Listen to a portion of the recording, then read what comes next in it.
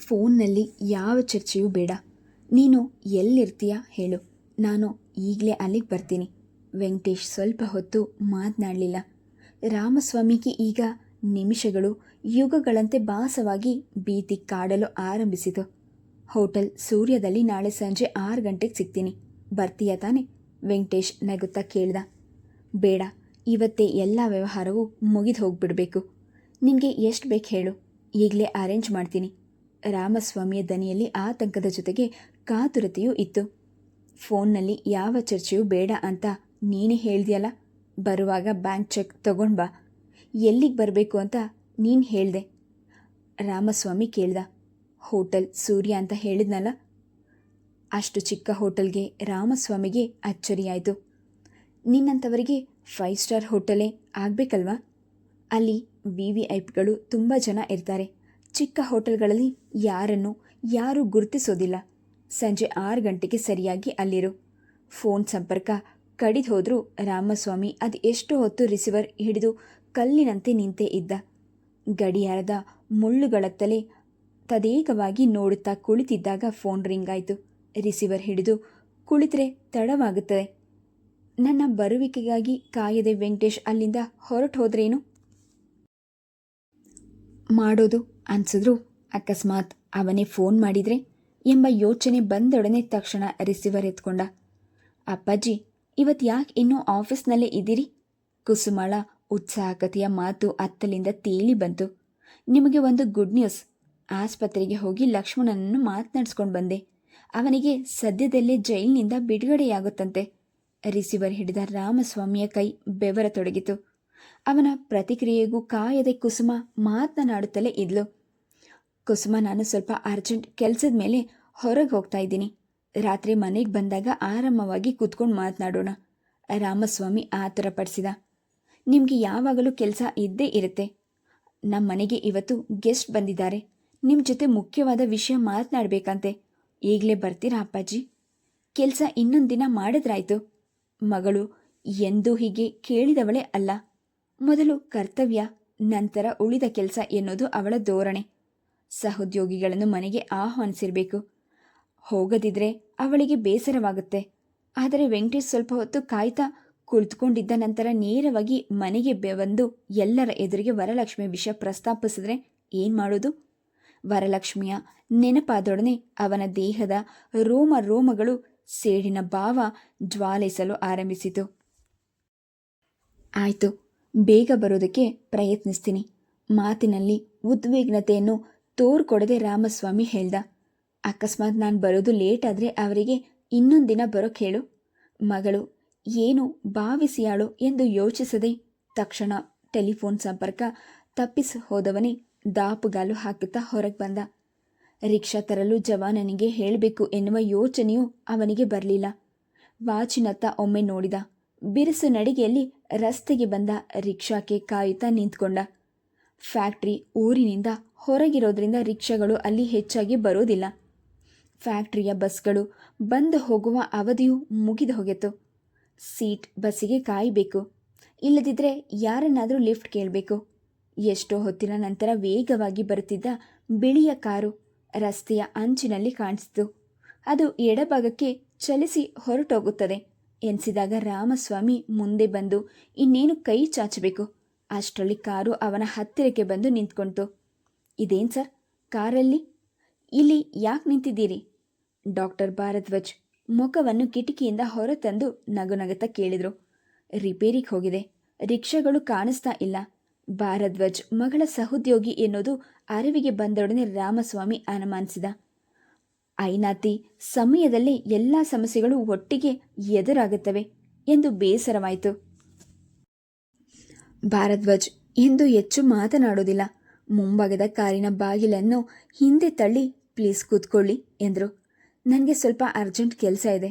Hotel ಸೂರ್ಯ ಹತ್ತಿರ drop ಕೊಡ್ತೀರಾ? ರಾಮಸ್ವಾಮಿ ಕೇಳ್ದ. ಸೂರ್ಯ, ಅದು ಯಾವ ಸ್ಥಳದಲ್ಲಿ ಇರ್ಬೋದು ಎಂದು ಯೋಚಿಸುತ್ತಾ ಭಾರದ್ವಾಜ್ ಹೇಳಿದರು. ಇಲ್ಲಿ ಒಂದು ಅನಾಥಾಶ್ರಮ ಇದೆ. ಒಬ್ಬರು ಪೇಷಂಟ್ಗೆ ತುಂಬ ಸೀರಿಯಸ್ ಅಂತ ಫೋನ್ ಬಂದಿತ್ತು. ತಾವೇನು ತಿಳ್ಕೊಳ್ದೇ ಇದ್ರೆ ಮೊದಲು ಅಲ್ಲಿಗೆ ಹೋಗಿ ಆಮೇಲೆ ಹೋಟೆಲ್ಗೆ ಹೋಗೋಣ. ಭಾರದ್ವಾಜ್ ಅತ್ಯಂತ ವಿನತೆ ಧ್ವನಿಯಲ್ಲಿ ಹೇಳಿದಾಗ ರಾಮಸ್ವಾಮಿಗೆ ಇಕ್ಕಟ್ಟಾಯಿತು. ಮೊದಲು ಹೋಟೆಲ್ಗೆ ಹೋಗೋಣ ಎಂದರೆ ಸ್ವಾರ್ಥಿ ಎಂದುಕೊಳ್ತಾನೆ. ಅದಕ್ಕಿಂತ ಮಿಗಿಲಾಗಿ ಇದು ಸಾವು ಬದುಕಿನ ಪ್ರಶ್ನೆ ಆಗಿರ್ಬೋದು. ಅಲ್ಲಿಗೆ ಹೋಗೋದು ತಡವಾಗಿ ರೋಗಿಯ ಪ್ರಾಣಕ್ಕೆ ತೊಂದರೆಯಾದರೆ ನಾಳೆ ವಿಷಯ ತಿಳಿದು ಕುಸುಮ ನನ್ನ ವಿಷಯದಲ್ಲಿ ಏನು ಭಾವಿಸಿಯಾಳು. ಆದರೆ ವೆಂಕಟೇಶನಿಗೆ ತಿಳಿಸಿದ ಅವಧಿ ಮುಗಿದು 5 ನಿಮಿಷಗಳಾಗಿವೆ. ಅವನು ಈಗ ಸಾಮಾನ್ಯ ಮನುಷ್ಯನಲ್ಲ, ಮಂತ್ರಿ. ಅವನು ರೌಡಿ ಇರಬಹುದು, ಆದರೆ ಅವನಿಗೆ ಈಗ ಅಂತಸ್ತು, ಅಧಿಕಾರ, ಐಶ್ವರ್ಯ ಎಲ್ಲವೂ ಇದೆ. ಅಂತಹವನು ತನಗಾಗಿ ಕಾಯ್ತಾ ಕುಳಿತಿರ್ತಾನೆಯೇನು? ಬೆಂಕಿಯ ಮೇಲೆ ಕುಳಿತಂತೆ ರಾಮಸ್ವಾಮಿ ಚಡಪಡಿಸಿದ್ದ. ಆದರೂ ತುಟಿ ಬಿಚ್ಚುವಂತಿಲ್ಲ. ಭಾರದ್ವಾಜ್ಗೆ ಅವನ ಪರಿಸ್ಥಿತಿಯ ಅರಿವಾಗುವಂತೆಯೂ ಇರಲಿಲ್ಲ. ಆಶ್ರಮ ತಲುಪಿದೊಡನೆ ವಾರ್ಡ್ಗೆ ಧಾವಿಸಿ ಬಂದ ಭಾರದ್ವಾಜ್ ಕೈಯಲ್ಲಿದ್ದ ಮೆಡಿಕಲ್ ಕಿಟ್ ತೆಗೆದುಕೊಂಡು ರೋಗಿಯ ಕಾಯಿಲೆಯ ವಿವರ ನೀಡುತ್ತಾ ಹೊಳಗೋದ್ಲು. ಈಗ ಬಂದ್ಬಿಡ್ತೀನಿ ಸರ್ ಎನ್ನುತ್ತಾ ಭಾರದ್ವಾಜ್ ಅವಳನ್ನು ಹಿಂಬಾಲಿಸಿದ್ರು. ವರ್ಷದ ಹಿಂದೆ ರಾಮಸ್ವಾಮಿ ಇದೇ ಆಶ್ರಮಕ್ಕೆ 50,000 ರೂಪಾಯಿ ಡೊನೇಷನ್ ಕೊಟ್ಟಿದ್ದ. ವಾರ್ಡನ್ ಮನೆಗೆ ಬಂದು ಚೆಕ್ ತೆಗೆದುಕೊಂಡು ಹೋಗಿದ್ಲು. ಅವಳೇನಾದರೂ ರಾಮಸ್ವಾಮಿಯನ್ನು ನೋಡಿದ್ರೆ ಸಂತೋಷ ಸಂಭ್ರಮದಲ್ಲಿ ಒಳಗೆ ಕರೆದೊಯ್ದು ಅಲ್ಲಿಯ ಚಟುವಟಿಕೆಗಳ ಬಗ್ಗೆ ಮಾಹಿತಿ ನೀಡಿ ಕುಡಿಯಲು ಏನಾದರೂ ತರಿಸ್ಕೊಡ್ತಿದ್ಲು. ಇದರಿಂದ ಮತ್ತು ಅರ್ಧ ಗಂಟೆ ವ್ಯರ್ಥವಾಗ್ತಿತ್ತು. ಹೀಗೆ ಸಾರ್ವಜನಿಕ ಜೀವನದಲ್ಲಿ ಬೆರೆಯೋದು ರಾಮಸ್ವಾಮಿಗೆ ಬೇಡ ಎಂದಲ್ಲ. ಅವನದು ಉಪ್ಪು ಖಾರ ತಿಂದು ಬೆಳೆದ ದೇಹ. ಪ್ರಚಾರ ಹೊಗಳಿಕೆಯನ್ನು ಎಲ್ಲರಂತೆ ಅವನು ಬಯಸ್ತಾನೆ.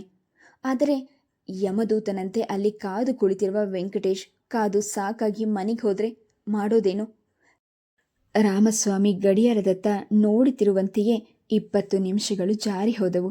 ಇದೆಂತಹ ಸದ್ವಿಗ್ನತೆಗೆ ಸಿಲುಕಿದೆ ಅನಿಸಿ ಪಶ್ಚಾತ್ತಾಪವಾಯಿತು. ಆಶ್ರಮದ ಬಾಗಿಲಿನಲ್ಲಿ ಯಾರಾದರೂ ಕಾಣಿಸಿದ್ರೆ ಭಾರದ್ವಾಜ್ಗೆ ತಿಳಿಸಲು ಹೇಳಿ ಇಲ್ಲಿಂದ ಹೋಗಿ ಬಿಡೋದೇ ಸೂಕ್ತ ಅನಿಸಿ ಕೆಳಗಿಳಿದು ಸುತ್ತಲೂ ನೋಡಿದ. ಶುಭ್ರವಾದ ಬಿಳಿ ಸೀರೆ, ಅದೇ ಬಣ್ಣದ ರವಿಕೆಯಲ್ಲಿ ಮಾವಿನ ಮರದ ಕೆಳಗೆ ಕುಳಿತಿದ್ದ ಹೆಂಗಸು ಕಾಣಿಸಿದ್ಲು. ಸ್ವಲ್ಪವೂ ಚಲಿಸದೆ ಕಲ್ಲಿನಂತೆ ಅವಳು ಕುಳಿತಿರೋದನ್ನು ನೋಡಿದ್ರೆ ಧ್ಯಾನದಲ್ಲಿ ತೊಡಗಿರುವಂತೆ ಕಾಣಿಸ್ತಿತ್ತು. ಇಂತಹ ಆಶ್ರಮದಲ್ಲಿ ಸೇರಿದ್ದಾಳೆ ಎಂದು ಮೇಲೇನಾದರೂ ಸಮಸ್ಯೆ ಇದ್ದೇ ಇರುತ್ತೆ. ಬೇಸರ, ನೋವು ಮನುಷ್ಯನನ್ನು ಬದುಕಿನಿಂದ ವಿಮುಖನಾಗಿಸ್ತಾನೆ. ಅದಕ್ಕೆ ಧ್ಯಾನಕ್ಕೆ ಕುಳಿತಿರಬೇಕು ಅನಿಸಿ ಅವಳ ಬಗ್ಗೆ ಕನಿಕರ ಮೂಡಿತು. ರಾಮಸ್ವಾಮಿ ಗೇಟಿನತ್ತ 4 ಹೆಜ್ಜೆ ಇರಿಸಬೇಕು. ಅಷ್ಟರಲ್ಲಿ ಸ್ಕೂಟರ್ನಲ್ಲಿ ಬಂದ ಯುವಕ ಸೀದಾ ಅವಳ ಬಳಿ ಹೋಗಿ 2 ಬಾರಿ ಹಾರನ್ ಮಾಡಿದ. ಹೊರಳಿ ನೋಡಿದ ಅವಳು ತಕ್ಷಣ ಎದ್ದು ನಿಂತು ಅವನತ್ತ ಬೆನ್ನು ತಿರುಗಿಸಿ ಆಶ್ರಮದತ್ತ ಹೊರಡಲು ಅನುವಾದ್ಲು. ರಾಮಸ್ವಾಮಿ ಮುಂದೆ ಹೋಗಲಿಲ್ಲ. ಮರದ ಬುಡಕ್ಕೆ ಹೊರಗೆ ನಿಂತ್ಕೊಂಡ. ಅವರಾಡಿದ ಮಾತುಗಳು ಅವನಿಗೆ ಸ್ಪಷ್ಟವಾಗಿ ಕೇಳಿಸ್ತು. ರೇಣುಕಾ, ಯಾಕೆ ಹೀಗೆ ಹೋಗ್ತಾ ಇದೆಯಾ? ನನ್ನ ಮಾತು ಕೇಳು. ನಿನ್ನ ಹತ್ತಿರ ಮುಖ್ಯವಾದ ವಿಷಯ ಮಾತನಾಡಬೇಕು. ಅವನು ಅವಳ ಹಿಂದೆಯೇ ಹೋಗ್ತಾ ಕೇಳ್ದ. ಅವಳು ಈಗ ನಿಂತು ಅವನತ್ತಲೇ ನೋಡ್ತಾ ಹೇಳಿದ್ಲು. ಪದೇ ಪದೇಗೆ ಇಲ್ಲಿಗೆ ಬರಬೇಡ ಅಂತ ಅದೆಷ್ಟು ಸಲ ನಿನಗೆ ಹೇಳಿ? ನಿನ್ನ ನಡೆ ನುಡಿ ನನಗೆ ಸ್ವಲ್ಪವೂ ಇಷ್ಟವಾಗೋಲ್ಲ. ಅದಕ್ಕೆ ತಾನೇ ನಾನು ಇಲ್ಲಿಗೆ ಬಂದು ಸೇರಿದ್ದು. ಅವಳ ಮಾತುಗಳಲ್ಲಿ ಸ್ಥಿರತೆ ಇತ್ತು. ಇರಬಹುದು, ಆದರೆ ನಾನು ಮದುವೆ ಆಗೋವರೆಗಾದರೂ ನೀ ನನ್ನ ಜೊತೆ ಎಲ್ಲಿ ಬಂದಿರು. ನನಗೆ ಹಿಂದೆ ಮುಂದೆ ಯಾರೂ ಇಲ್ಲ. ಅಂದರೆ ಹೆಣ್ಣು ಕೊಡೋಕ್ಕೆ ಯಾರು ಮುಂದೆ ಬರ್ತಾರೆ? ಸದ್ಯ ತಡವಾಗಿ ಆದರೂ ಒಳ್ಳೆಯ ನಿರ್ಧಾರ ಮಾಡ್ತಿದೀಯಾ?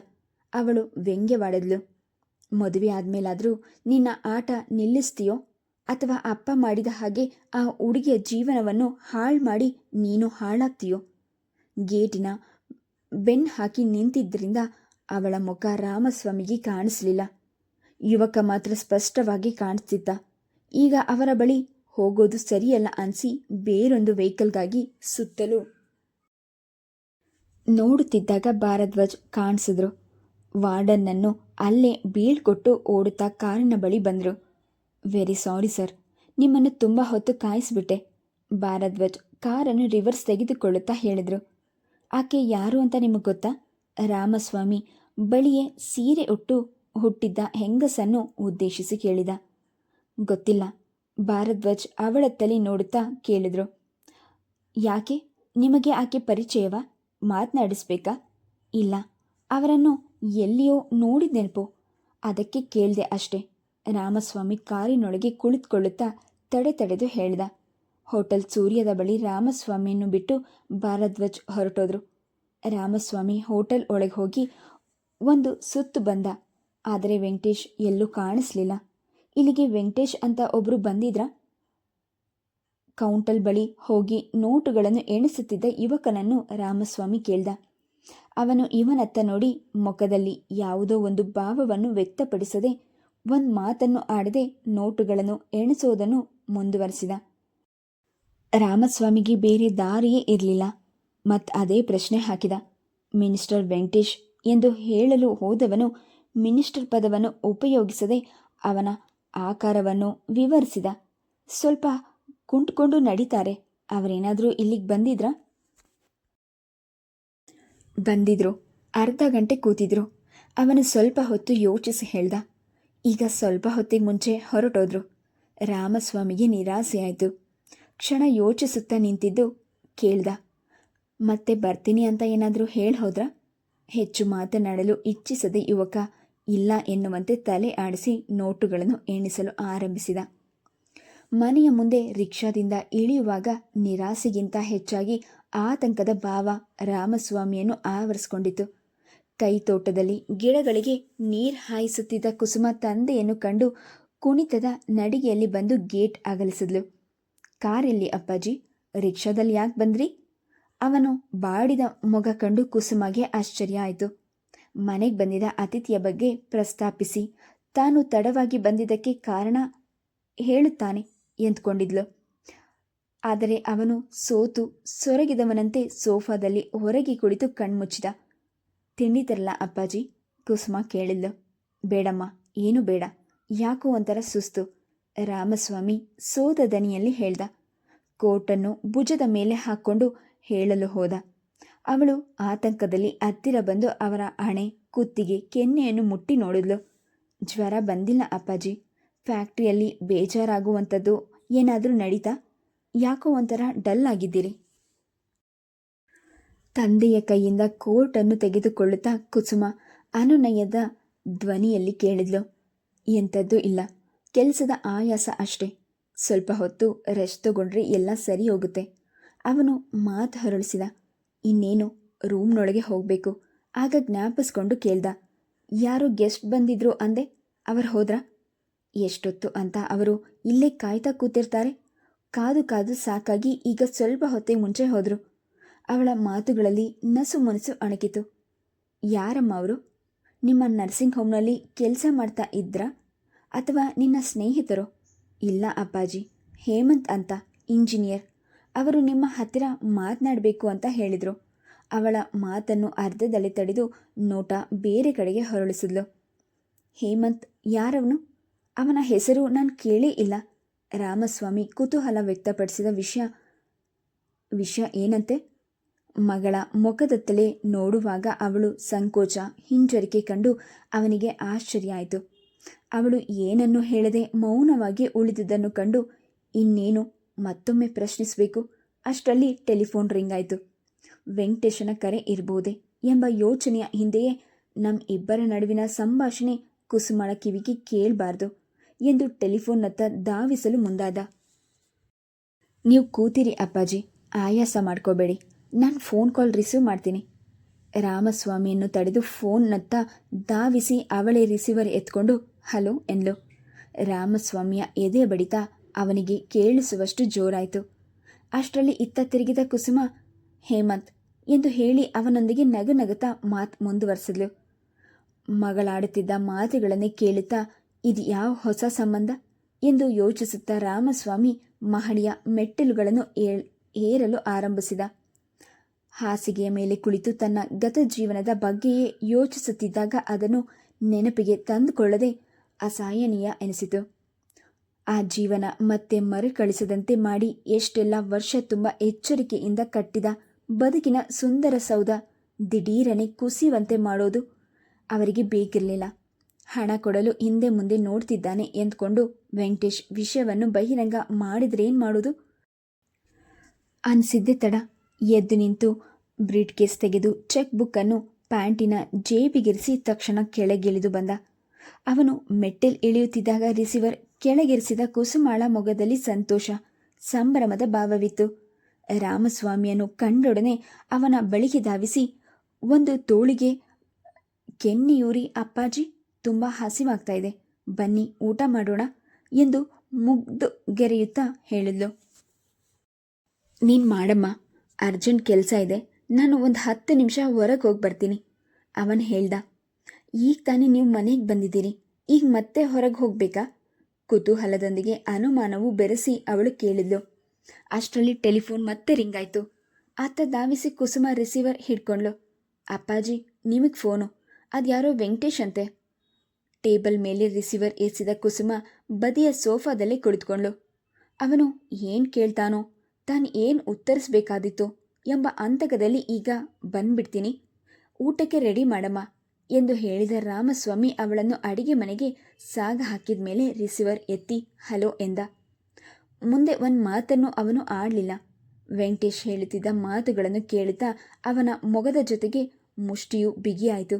ಹಲ್ಗಳು ಕೆಳತುಟಿಯನ್ನು ಕಚ್ಚಿ ಹಿಡಿದವು.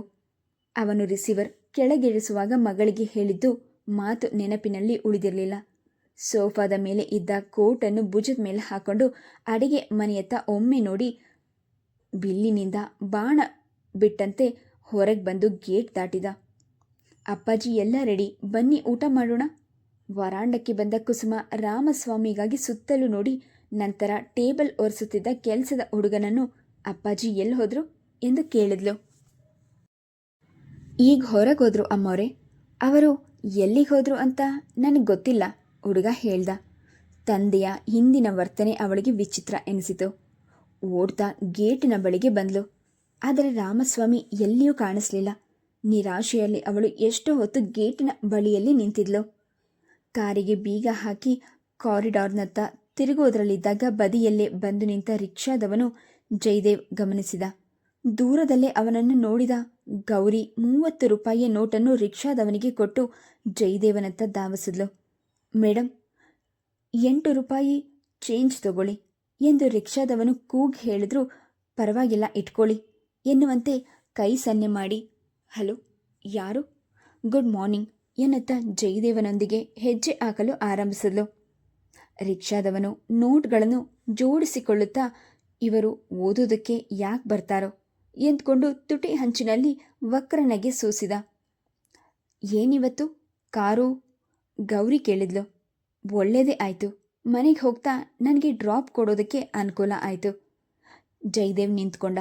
ಅವಳತ್ತ ನೀರಸ ನೋಟ ಬೀರುತ್ತಾ ವ್ಯಂಗ್ಯವಾಗಿ ಹೇಳ್ದ. ಪೊಲೀಸರಿಗೆ ಹೆದರಿ ಕಾರ್ ತಂದೆ, ನಿಮಗಾಗಿ ಖಂಡಿತ ಅಲ್ಲ. ಪೊಲೀಸರಿಗೆ ಹೆದರಿ ನಿಮಗೆ ವೆಹಿಕಲ್ ಓಡಿಸೋಕೆ ಬರಲ್ಲ ಅನ್ಸುತ್ತೆ. Okay, hit and run case ಮಾಡಿದ್ರೇನು? ಅವಳು ಸತ್ಯವನ್ನೇ ಹೇಳಿದ್ಲು. ಆದರೆ ಕೆಣಕುವ ಅವಳ ನಗೆ ಮಾತಿನ ದಾಟಿ ಅವನಿಗೆ ಅಸಹನೀಯವೆನಿಸಿತು. ಗೌರಿ, ಇವತ್ತೇ ಕೊನೆ, ಇನ್ನೊಂದ್ಸಲ ನೀವು ಹೀಗೆ ನನ್ನ ಹಿಂದೆ ಬರಬಾರ್ದು. ನನಗೆ ಇದೆಲ್ಲ ಇಷ್ಟ ಆಗೋದಿಲ್ಲ. ಓಕೆ, ಹಾಗಾದರೆ ಮುಂದೆ ನಡೀತೀನಿ, ನೀವು ನನ್ನ ಹಿಂದೆ ಬನ್ನಿ. ಒಟ್ಟಿನಲ್ಲಿ ನೀವು ನನ್ನ ಜೊತೆ ಬರಬೇಕು ಅಷ್ಟೇ. ಅವಳದು ಕೆಣಕುವ ಅದೇ ಮಾದಕ ನಗೆ. ಈಗ ಅವಳು ಅವನ ಮುಂದೆ ನಡೆಯುತ್ತಾ ಅವನು ಒಂದು ಹೆಜ್ಜೆ ಮುಂದಿಡಲು ಕಷ್ಟವಾಗುವಂತೆ ಮಾಡಿದ್ಲು. ಅವಳ ವರ್ತನೆ ಜಯದೇವನಿಗೆ ಅಸಹನೀಯವೆನಿಸಿತು. How crazy you are. ಅವಳ ತೋಳು ಹಿಡಿದು ತನ್ನತ್ತ ತಿರುಗಿಸ್ಕೊಂಡು ಅವನು ಹೊರಟಾಗಿ ಹೇಳ್ದ. ಯಾಕೆ ನೀವು ಹೀಗೆಲ್ಲ ಮಾಡ್ತಾ ಇದ್ದೀರಿ? ಅದೇನು ಮಕ್ಕಳಾಟವಾ? ಅಷ್ಟು ಗೊತ್ತಾಗೋದಿಲ್ವೇನು? ಅವಳು ನಕ್ಕಳು. ಇಷ್ಟೆಲ್ಲ ತಿರಸ್ಕರಿಸಿದ್ರು, ರೇಗಿದ್ರು, ನಾನು ಯಾಕೆ ಹೀಗೆ ನಿಮ್ಮ ಹಿಂದೆ ಬರ್ತೀನಿ ಅನ್ನೋದು ನಿಮಗೆ ಗೊತ್ತಿಲ್ವಾ? ಅದನ್ನು ಬಿಡಿಸಿ ಹೇಳಬೇಕಾ? ನೀವು ಯಾಕೆ ಹೀಗೆ ಮಾಡ್ತಾ ಇದ್ದೀರಿ ಅನ್ನೋದು ನನಗೆ ಖಂಡಿತ ಗೊತ್ತಿಲ್ಲ, ಅವನು ಅಮಾಯಕನಂತೆ ಹೇಳ್ದ. ಅಪರ್ಣಾಳ ಹಿಂದೆ ಮುಂದೆ ಪ್ರವೀಣ್ ಯಾಕೆ ಸುತ್ತಾನೆ ಗೊತ್ತೇನು? ಗೌರಿ ಮಾದಕನಾಗಿ ಬೀರ್ತಾ ಕೇಳಿದ್ಲು. ಪ್ರವೀಣನ ಹೆಸರು ಕೇಳಿದೊಡನೆ ಅವನು ಸುಮ್ಮನಾದ. ಅವಳನ್ನು ಬದಿಗೆ ಸರಿಸಿ ಮುಂದೆ ಹೆಜ್ಜೆ ಹಾಕಲು ಹೋದಾಗ ಅವಳು ಅವನ ತೋಳು ಹಿಡಿದು ನಿಲ್ಲಿಸಿದ್ಲು. ಅಪರ್ಣ ಅವನನ್ನು ಎಷ್ಟು ದ್ವೇಷಿಸ್ತಾಳೋ, ಅವನು ಅವಳನ್ನು ಅಷ್ಟೇ ಪ್ರೀತಿಸ್ತಾನೆ. ಭವಿಷ್ಯ ಆ ಕಾರಣಕ್ಕೆ ಇರಬೇಕು. ಅವನು ನಿಮ್ಮ ಮೇಲೆ ಇವತ್ತು ಹೊಡೆದಾಟಕ್ಕೆ ಇಳಿದಿದ್ದು. ಜಯದೇವ್ ನಿಂತ್ಕೊಂಡ. ಎಷ್ಟೋ ದಿನಗಳಿಂದ ಮನದಾಳದಲ್ಲಿ ಕಾಡುತ್ತಿದ್ದ ವಿಷಯ ತಡೆಯಲಾಗದೆ ಕೇಳ್ದ. ಪ್ರವೀಣ್ ಕಾರ್ನಲ್ಲಿ ಬರ್ತಾನೆ, ಹಣನ ನೀರಿನ ಹಾಗೆ ಖರ್ಚು ಮಾಡ್ತಾನೆ, ನೋಡೋಕ್ಕೂ ಚೆನ್ನಾಗಿದ್ದಾನೆ. ಅವನು ಅಷ್ಟೊಂದು ಪ್ರೀತಿಸ್ತಾನೆ ಅಂತ ಗೊತ್ತಾದ ಮೇಲೆ ಅವಳು ಅವನನ್ನೇ ಆರಾಮವಾಗಿ ಮದುವೆ ಆಗ್ಬೋದಲ್ಲ. ತನಗಿಂತ ಅರ್ಧ ಅಡಿ ಎತ್ತರವಿದ್ದ ಅವನನ್ನು ಗೌರಿ ನೋಟದಲ್ಲೇ ಅಳೆದ್ಲು.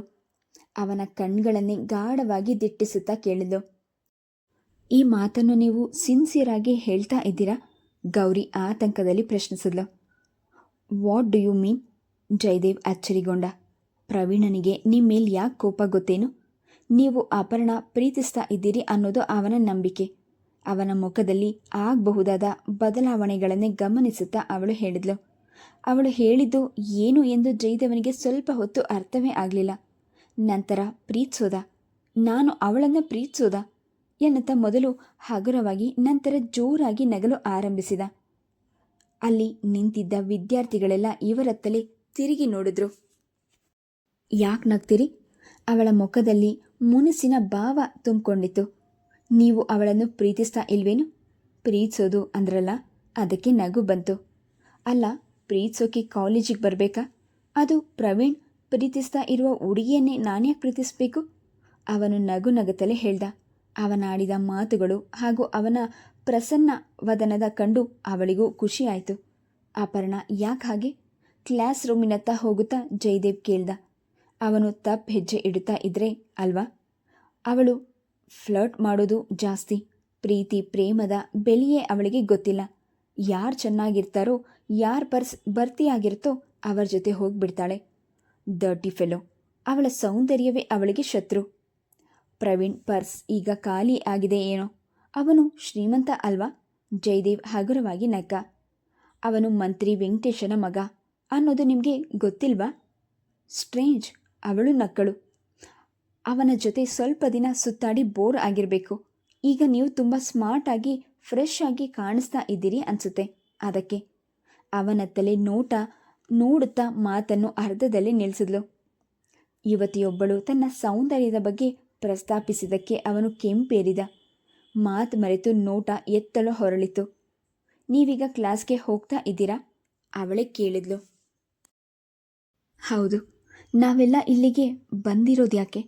ಅವನು ನಗುತ್ತಾ ಹೇಳ್ದ. ಸುತ್ತಾಡಿಕೊಂಡು ಮನೆಗೆ ಹೋಗೋದಕ್ಕ? ನನಗಾಗಿ ಒಂದಿನ ಸ್ಪೆಂಡ್ ಮಾಡ್ತೀರಾ ಪ್ಲೀಸ್? ಅವಳು ಗೋಗರಿಯುವ ಧ್ವನಿಯಲ್ಲಿ ಹೇಳಿದ್ಲು. ಹೇಗಿದ್ರು ಕಾರ್ ತಂದಿದ್ದೀರಿ. ಹೀಗೆ ಎಲ್ಲಾದರೂ ಸ್ವಲ್ಪ ದೂರ ಜಾಲಿ ರೈಡಿಂಗ್ ಹೋಗಿ ಬರೋಣವಾ? ಹೋಗೋದಿಲ್ಲ ಅಂತ ಮಾತ್ರ ಹೇಳಬಾರ್ದು. ಅವನು ಕಂಗಳನ್ನು ಬಟ್ಟಲು ಮಾಡಿ ಕ್ಷಣ ಅವಳತ್ತಲೇ ನೋಡುತ್ತಿದ್ದ. ಇಂತಹ ಕೋರಿಕೆ ಅವನಿಗೆ ಇದೇ ಮೊದಲ ಬಾರಿಗೆ ಎದುರಾಗಿರೋದು. ಅದು ಕ್ಲಾಸ್ ತಪ್ಪಿಸಿ ಸುಮ್ಮನೆ ಸುತ್ತಾಡೋದರ ಅರ್ಥವೂ ಅವನಿಗಾಗಲಿಲ್ಲ. ಕುಸುಮ ಕೂಡ ಎಂದೋ ಯಾವ ಕಾರಣಕ್ಕೂ ಹೀಗೆ ಯಾರೊಂದಿಗೂ ಸುತ್ತಲೂ ಹೋಗ್ತಿರ್ಲಿಲ್ಲ. ಅದು ಏಕೋ ಮೊನ್ನೆ ಮಾತ್ರ ಯಾರೊಂದಿಗೂ ಹೋಗಿ ಪ್ರವೀಣನ ನಾಲಿಗೆಗೆ ಆಹಾರವಾದ್ಲು. ಗಂಡು ಹೆಣ್ಣು ಯಾರೇ ಆಗಲಿ ಅವರ ನಿರ್ದಿಷ್ಟ ಚೌಕಟ್ಟಿನೊಳಗೆ ನಡಿಬೇಕು. ಆಗಲೇ ಬದುಕಿಗೆ ಒಂದು ಅರ್ಥ ಬರೋದು. ಗುರಿ ಇಲ್ಲದ ಅರ್ಥಹೀನ ಸುತ್ತಾಟದಿಂದ ಯಾವ ಪ್ರಯೋಜನವೂ ಇಲ್ಲ. ಇದರಿಂದ ಪೋಷಕರಿಗೂ ಕೆಟ್ಟ ಹೆಸರು. ಕಾರ್ ನಂದಲ್ಲ. ಕ್ಲಾಸ್ಗೆ ಚಕ್ಕರ್ ಹೊಡೆಯೋಕೆ ನನಗೆ ಇಷ್ಟ ಇಲ್ಲ. I am very sorry. ನಾನೀಗ ಕ್ಲಾಸ್ಗೆ ಹೋಗ್ತಾ ಇದ್ದೀನಿ. ಅಷ್ಟು ಹೇಳಿದವನೇ ಸೀದಾ ಕ್ಲಾಸ್ ರೂಮಿನೊಳಗೆ ಹೋದ. ಸ್ವಲ್ಪ ಹೊತ್ತಿನಲ್ಲೇ ಗೌರಿಯೊಂದಿಗೆ ನಡೆಸಿದ ಸಂಭಾಷಣೆಯನ್ನು ಅವನು ಪೂರ್ತಿ ಮರೆತುಬಿಟ್ಟಿದ್ದ. ತರಗತಿ ಮುಗಿದ ಮೇಲೆ ಲೈಬ್ರರಿಗೆ ಹೋಗಿ 2 ಪುಸ್ತಕಗಳನ್ನು ತೆಗೆದುಕೊಂಡು ಕಾರಿನ ಬಳಿ ಬರುತ್ತಿದ್ದಾಗ ಪ್ರವೀಣ್ ಎದುರಾದ. ಅವನೊಂದಿಗೆ 4-5 ವಿದ್ಯಾರ್ಥಿಗಳಿದ್ರು. Please subscribe the channel, like and share. Thank you.